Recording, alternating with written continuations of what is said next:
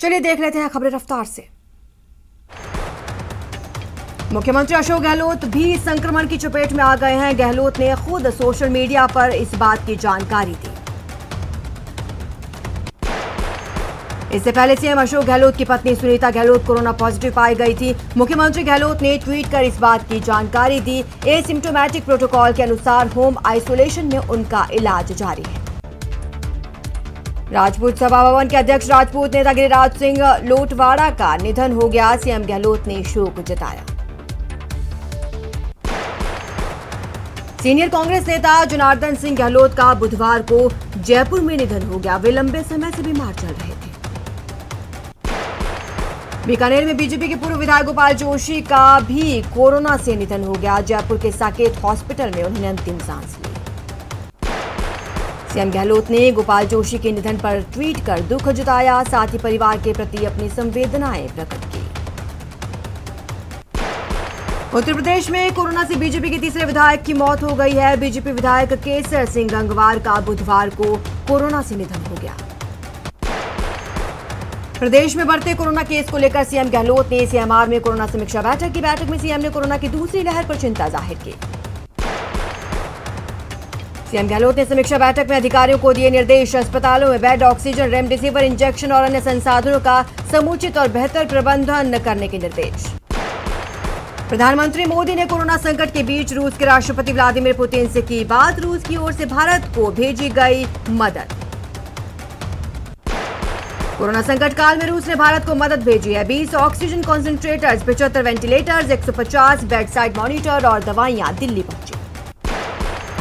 देश में ऑक्सीजन की भारी कमी को देखते हुए प्रधानमंत्री मोदी ने पीएम केयर फंड से 1 लाख पोर्टेबल ऑक्सीजन कंसंट्रेटर्स खरीदने की मंजूरी दी। पीएम मोदी की अध्यक्षता में हुई उच्च स्तरीय बैठक में यह फैसला लिया गया। सीरम इंस्टीट्यूट ने राज्य सरकारों के लिए कोविशील्ड वैक्सीन की कीमतें की कम। सीरम के सीईओ अदार पूनावाला ने ट्वीट कर दी जानकारी। बंगाल में आज 8वें और आखिरी चरण में 35 सीटों पर मतदान जारी। इस फेज में 283 उम्मीदवारों की किस्मत का होगा फैसला। वरिष्ठ बीजेपी नेता महंत प्रतापपुरी महाराज ने किया दावा, तीनों विधानसभा उपचुनावों में बीजेपी की ही होगी जीत। प्रदेश के सरपंचों ने राज्य सरकार के फैसले पर जताई नाराजगी। सरपंचों ने कहा, ग्राम पंचायत स्तरीय कोर ग्रुप कमेटी में सरपंचों को बनाना चाहिए था अध्यक्ष। झुंझुनू के नावलगढ़ से एमएलए डॉक्टर राजकुमार शर्मा ने काबिले तारीफ की पहल सरकारी अस्पताल में सुविधाओं का विस्तार करने के लिए विधायक कोटे से जारी किए 1,75,00,000 रुपए की राशि। इसके तहत कोरोना सेंटर बनाया जाएगा। उप जिला अस्पताल में 5 वेंटिलेटर्स, आईसीयू बेड शुरू किए जाएंगे। साथ ही अस्पताल में 2 ऑक्सीजन प्लांट्स भी होंगे शुरू। मध्य प्रदेश के रीवा में 2 पक्षों में जमकर मारपीट। इस दौरान दोनों पक्षों में चले लाठी डंडे, पथराव भी हुआ। ट्रैक्टर ट्रॉली में आग लगा दी गई। मारपीट में दोनों पक्षों के 6 लोग घायल। ये मारपीट का मामला थाने पहुंचा। पुलिस ने दोनों पक्षों का केस दर्ज किया। घटना सुहागी थाना के बराखुर्द गांव की आगजनी और पथराव की घटना की खूब वायरल हो रही है वीडियो। देश में कोरोना की दूसरी लहर की रफ्तार हर दिन के साथ तेज हो रही है। बीते 24 घंटे में 3,345 मौतें। साथ ही देश में कोरोना से मौतों का आंकड़ा 2 लाख को पार कर गया। देश में 24 घंटे में कोरोना के रिकॉर्ड 3,79,000 से ज्यादा केस सामने आए हैं। 2,70,000 मरीज रिकवर हुए। 18 साल से 44 साल के लोगों को भी कोरोना वैक्सीन लगाने के लिए रजिस्ट्रेशन की प्रक्रिया बुधवार शाम 4 बजे से शुरू हुई। टीकाकरण के लिए पहले दिन 1,32,00,000 लोगों ने रजिस्ट्रेशन करा लिया है। मरुधरा में कोरोना की दूसरी लहर का कहर जारी। प्रदेश में 24 घंटे में 16,613 नए केस, वहीं 120 मरीजों की मौत। महाराष्ट्र में 24 घंटे में 63,309 केस, वहीं 985 लोगों की कोरोना से मौत। महाराष्ट्र में कोरोना संक्रमण को फैलने से रोकने के लिए लगाया गया लॉकडाउन 15 मई तक बढ़ाया जा सकता है। राज्य के स्वास्थ्य मंत्री राजेश टोपे ने इस बात की तरफ इशारा किया। दिल्ली में 24 घंटे में कोरोना के 25,986 नए मामले, 368 लोगों ने तोड़ा दम। बिहार में लॉकडाउन को लेकर लगाई जा रही अटकलों पर मुख्यमंत्री नीतीश कुमार ने लगाया विराम। राज्य में अब नाइट कर्फ्यू को शाम 6 बजे से ही लगाने और दुकानों को शाम 4 बजे ही बंद करने का फैसला। प्रदेश में कोरोना संक्रमितों की बढ़ती संख्या को देखते हुए राज्य सरकार ने प्रशासन गांव के संग अभियान को किया स्थगित। कोविड की वर्तमान परिस्थितियों को मद्देनजर लेते हुए लिया फैसला। 1 मई से अभियान की होनी थी शुरुआत, लेकिन प्रदेश में कोरोना की घातक दूसरी लहर को देखते हुए स्थगित किया अभियान। राजस्थान का सबसे बड़ा कोविड केयर सेंटर शुरू। राजधानी जयपुर में बनाए गए सबसे बड़े सेंटर में 10,000 बेड लग सकते हैं। दौसा में सीएमएचओ ने कोरोना संक्रमित कर्मचारियों को ड्यूटी पर आने वाले फरमान को लिया वापस। अब कर्मचारियों को दिया गया वर्क फ्रॉम होम। 12 में सामूहिक विवाह सम्मेलन की सूचना पर प्रशासन ने कार्रवाई करते हुए टेंट का किया सामान जब्त। कोटा में कोरोना गाइडलाइन के उल्लंघन करने पर पालिका ने 3 दुकानों को किया सीज। 1,500 रुपए का जुर्माना वसूला। टोंक में जन अनुशासन पखवाड़े में खुली दुकानों को पुलिस ने किया सीज। धौलपुर में धार्मिक आयोजन में गाइडलाइंस के उल्लंघन को लेकर कलेक्टर ने लिया एक्शन। मामले में बसेड़ी तहसीलदार समेत कई अधिकारी निलंबित। झालावाड़ के बड़े मेडिकल कॉलेज एसआरजी अस्पताल में कोरोना मरीजों के चलते व्यवस्था पूरी तरह चरमराई। अस्पताल का कोविड वार्ड पूरी तरह से फुल।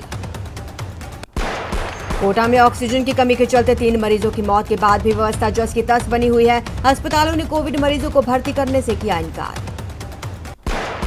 श्रीगंगानगर में जन अनुशासन पखवाड़े की वजह से पेट्रोल पंप पर भीड़। सरकार ने सड़कों पर लोगों की आवाजाही कम करने के मकसद से लिया था फैसला।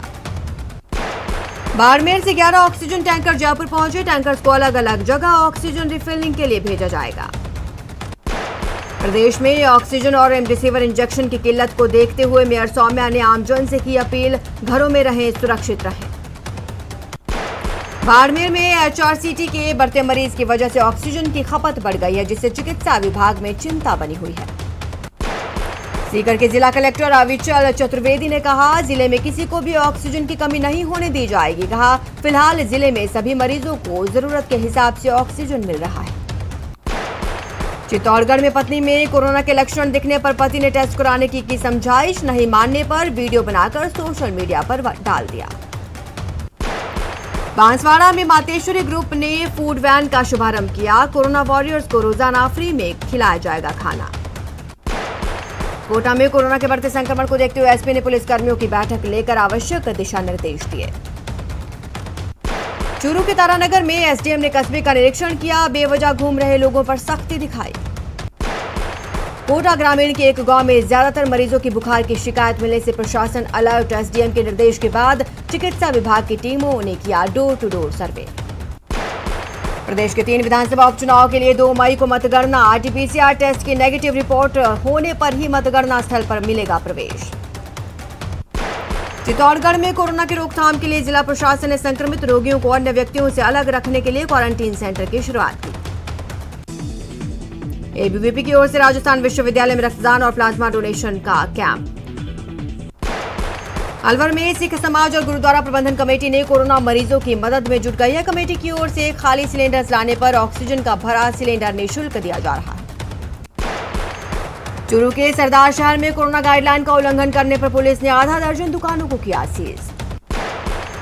करौली कलेक्टर ने टोडा भीम में कोरोना गाइडलाइंस की पालना का लिया जायजा। उपखंड अधिकारी से गाइडलाइंस की सख्ती से पालना करवाने का आदेश। 12 में कस्बों में बेवजह घूमने वालों पर नजर रखने के लिए पुलिस ने चेक पोस्ट बनाए हैं। सुजानगढ़ के सबसे बड़े राजकीय बगड़िया अस्पताल में कोविड सेंटर बनाया गया। सेंटर में 50 बेड की व्यवस्था। कोटा में कोरोना से जागरूकता के लिए पुलिस ने सड़क पर पैदल मार्च निकाला। कोटा में जन अनुशासन पखवाड़े के तहत पुलिस ने एक ही दिन में सोशल डिस्टेंसिंग की अवहेलना करने वाले 577 व्यक्तियों के खिलाफ कार्रवाई की। 57,700 का जुर्माना वसूला।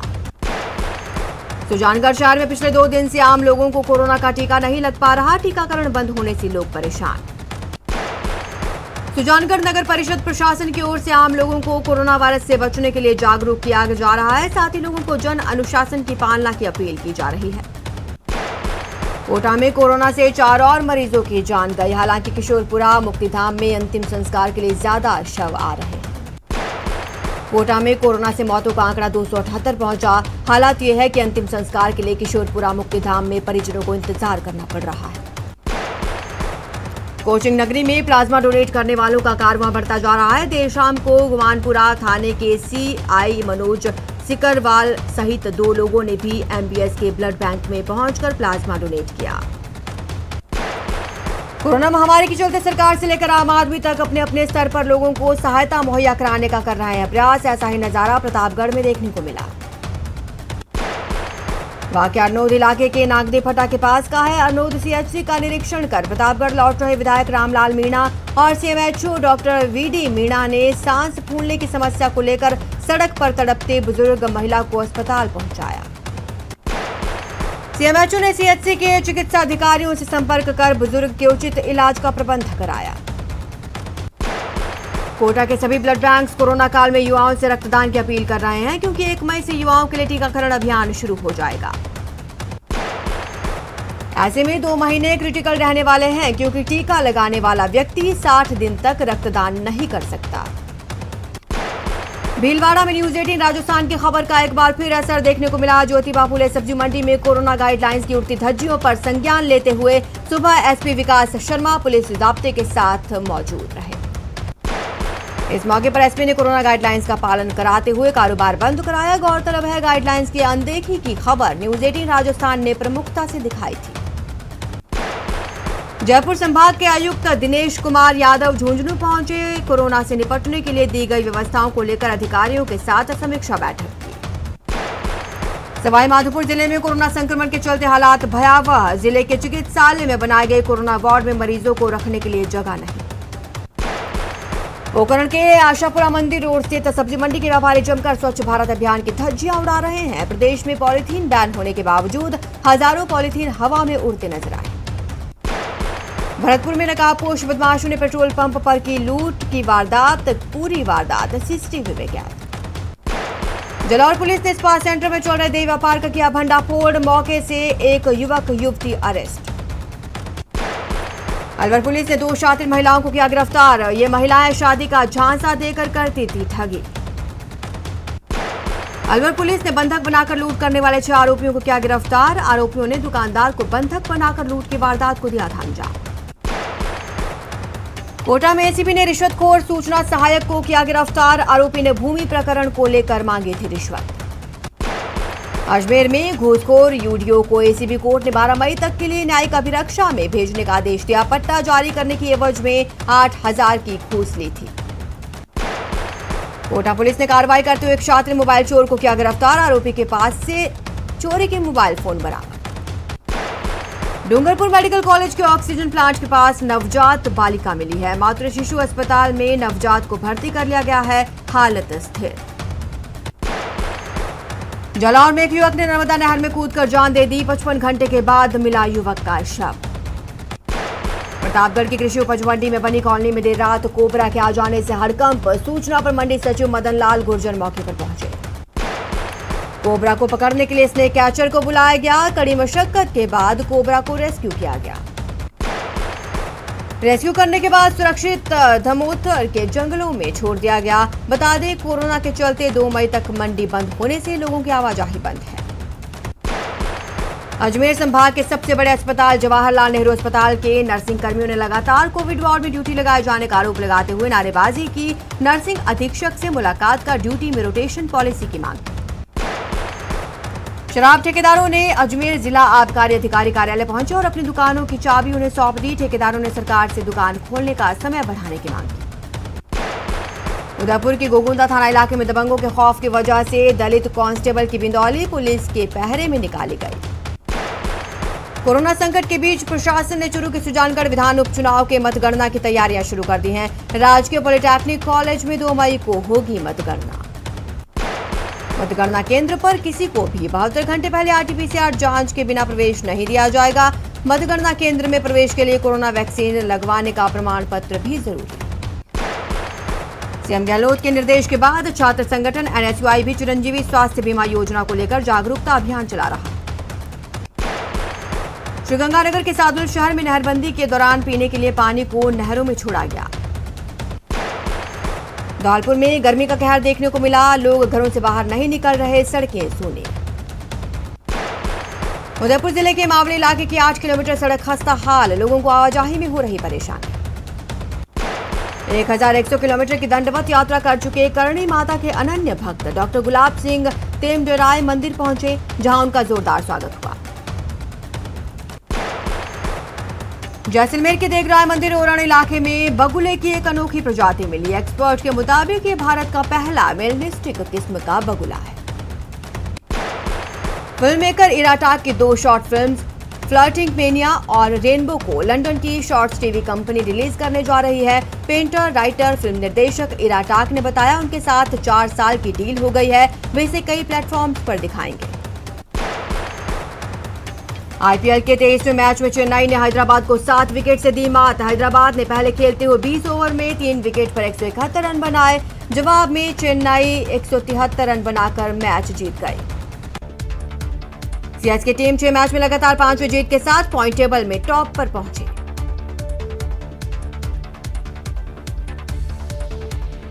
रुकते हैं एक छोटे से ब्रेक के लिए, जल्द हाजिर होंगे।